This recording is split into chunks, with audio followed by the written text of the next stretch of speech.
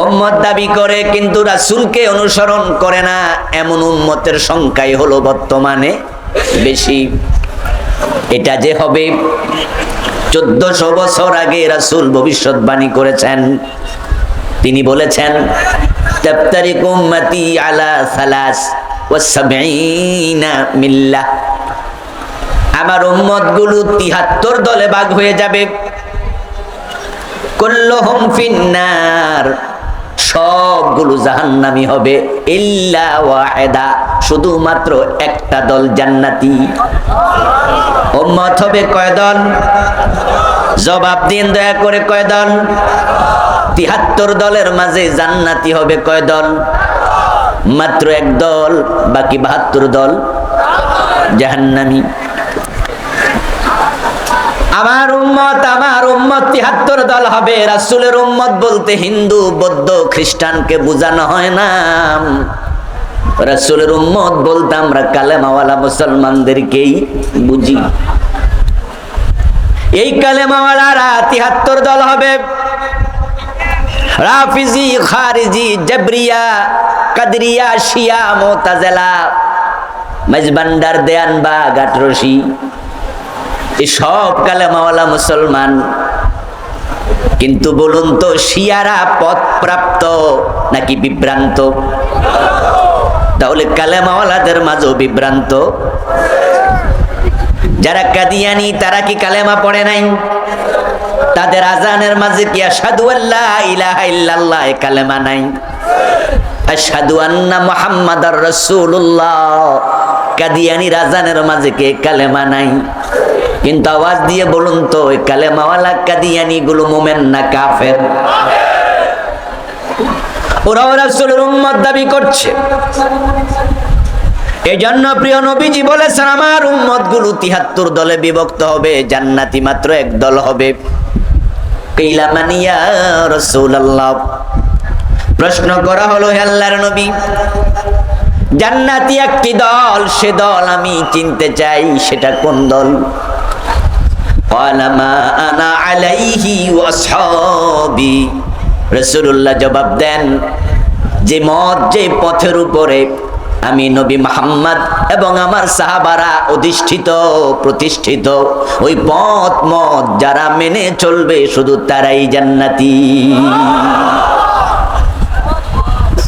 قال النبي صلى الله عليه وسلم من أحب سنتي فقد أحبني ومن أحبني كان معي في الجنة। অন্য হাদিসে প্রিয় নবীজি বলছেন যে আমার সুন্নাহকে অনুসরণ করবে, আমার মত পথ, আমার সিরত, আমার সুরত, আমার মতো দাড়ি হবে, আমার মতো চরিত্র হবে, আমার মতো টুপি হবে, আমার মতো জীবন হবে, যারা আমি নবীর সুন্নাহ ফলো করে জীবন সাজাবে, সেই লোকটা আমি নবী মুহাম্মদকে ভালোবাসলো, তার পরিচয় দিতে পেরেছে। ওমান আহাব্বানি কানা মাই ফিল জান্নাহ, এভাবে আমাকে মেনে যে আমাকে ভালোবাসে তার পরিচয় দেবে, সেই জান্নাত আমার সাথে ঢুকবে। আল্লাহর জান্নাতে যারা যেতে চায় তাদেরকে রাসূলের অনুসরণ করা প্রয়োজন আছে না নাই? রাসূলকে মেনে চলা নফল না ফরজ? ফরজে কিফায়া না ফরজে আইন? রাসূলকে মানতেই হবে। রাসূলের লাইফ স্টাইলের বাহিরে নিজের লাইফ স্টাইল সাজানো যাবে না। জীবনের বটম থেকে টপ, পাকঘর থেকে সংসদ ভবন, ব্যক্তি জীবন থেকে আন্তর্জাতিক বলয়, আপনি আছেন যেখানে ইসলাম থাকবে সেখানে, ঠিক না?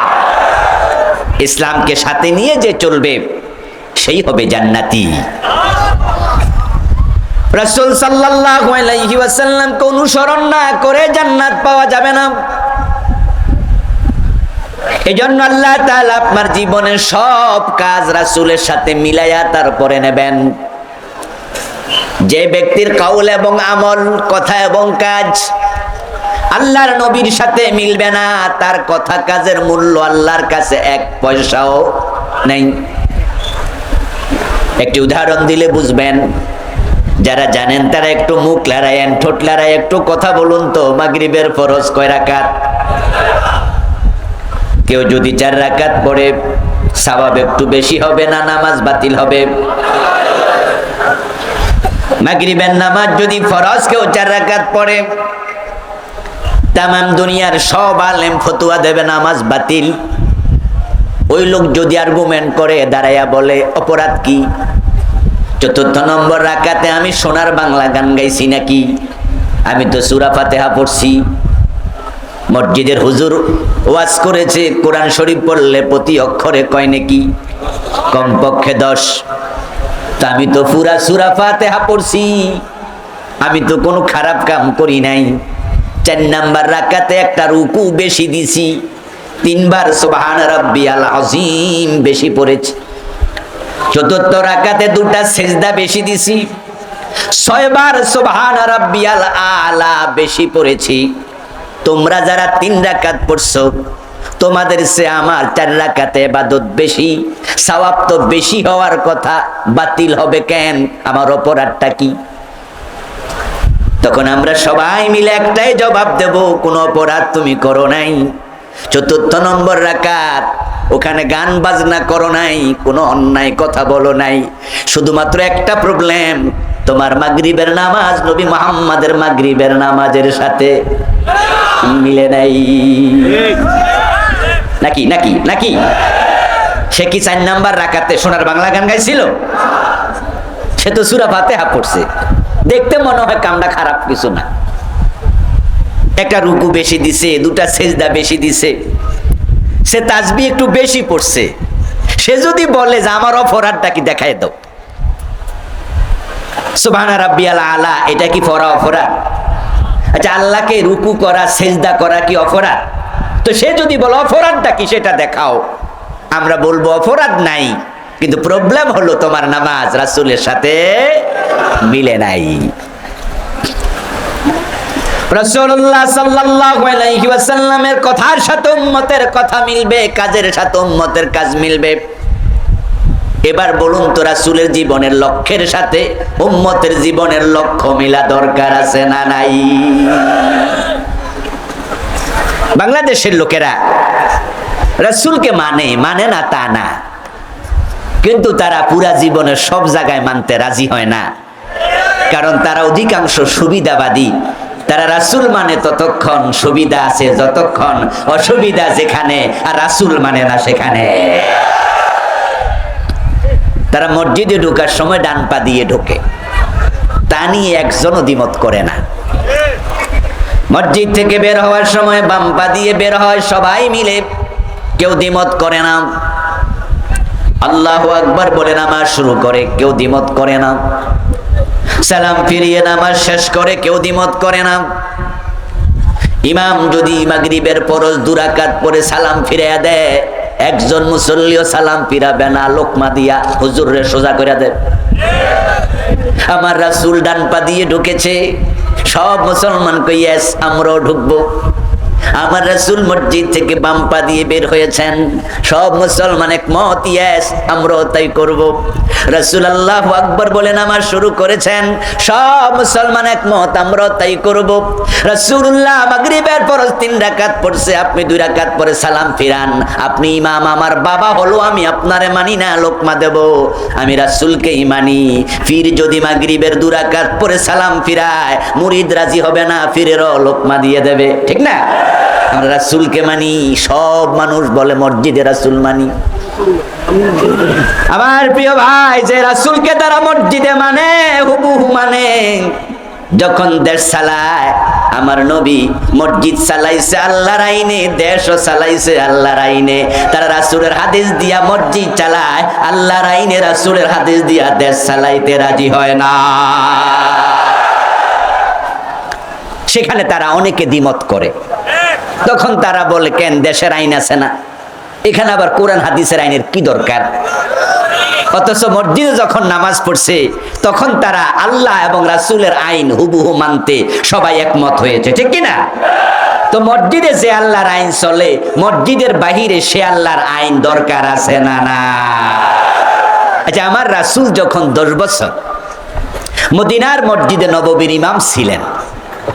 উনি কি কোরআনের বাহিরে কোনো বিধান নিজে বানায়া দিছে? ওহির বাহিরে নিজে চলেছে? আমার রাসূল মসজিদের ভিতরে যেমন ওহির বাহিরে চলে নাই, মসজিদের বাহিরও ওহির বাহিরে চলেন নাই, বলেন নাই। আমার আল্লাহর বক্তব্য, মা ইয়ানতিকু আনিল হাওয়া ইন হুয়া ইল্লা ওয়াহয়ুন ইউহা। আমার নবী মুহাম্মদ নিজ থেকে বানিয়ে একটা কথাও বলেন না, যা বলেন সব আমি আল্লাহর পাঠানো ওহী। এবার আপনাদের কাছে আমি জবাব চাইবো, দয়া করে জবাব দিন। রাসূল মসজিদ চালাইলেন আল্লাহর আইনে। 10 বছর যখন মদিনার প্রেসিডেন্ট ছিলেন, মদিনা নামক ইসলামী রাষ্ট্র আমার রাসূল আল্লাহর আইনে চালাইছেন কিনা? চালাইছে। তো রাসূলকে যারা অনুসরণ করবে, শুধু মসজিদে করবে না মসজিদের বাহিরেও করবে? কিন্তু মসজিদের বাহিরে কি রাসূলকে মানতে সব মুসলমান রাজি হয়েছে? কারণটা কি? কারণ হলো সুবিধার অসুবিধার মাসআলা। মসজিদে ডান পা দিয়ে ঢুকলে তারা জানে তাদের সুদি ব্যাংক বন্ধ হবে না, বাম পা দিয়া বের হলে সিনেমা হল বন্ধ হবে না, আল্লাহু আকবার বলে নামাজ শুরু করলে তাদের মদের ব্যবসা বন্ধ হবে না, মাগরিবের ফরজ নামাজ 3 রাকাত পড়ে সালাম ফিরায়া নামাজ শেষ করলে তাদের লুটপাট করে কানাডায় বাড়ি বানানো বন্ধ হবে না। কিন্তু আল্লাহর আইন কায়েম দেশে হয়ে গেলে সিনেমা হল থাকবে না, সুদি ব্যাংক চলবে না, মদ পান করলে 80 বেত লাগানো হবে, পিঠের চামড়া থাকবে না, দেশের টাকা চুরি করলে হাত কেটে দেয়া হবে, কাউকে ছাড় দেয়া হবে না।